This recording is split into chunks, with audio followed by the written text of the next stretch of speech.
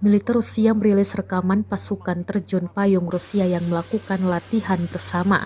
Rekamannya ramai beredar di Telegram pada Kamis 27 Oktober 2022. Dalam keterangan unggahan disebutkan, mereka sedang bersiap untuk menghancurkan pasukan asing.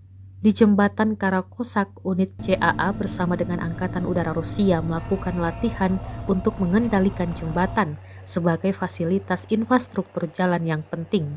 Selama latihan, operasi serang udara SAA dilakukan dengan dukungan tembakan dari penerbangan tentara. Pada saat yang sama, unit-unit divisi pasukan khusus ke-25 Rusia berlatih pendaratan di Provinsi Latakia.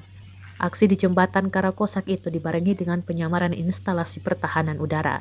Dengan demikian, SAA menunjukkan tingkat persiapan yang tinggi untuk kemungkinan oposisi dan agresi oleh geng-geng asing. Вооруженных сил Украины в районах населенных пунктов Степовая Новоселовка Харьковской области, Колодези Донецкой Народной Республики, Трифоновка, Андреевка Херсонской области, а также 62 артиллерийских подразделения на огневых позициях, живая сила и военная техника в 186 районах. В районах населенных пунктов Ольговка, Текинка, Львова Херсонской области, Зеленый Гай Донецкой Народной Республики.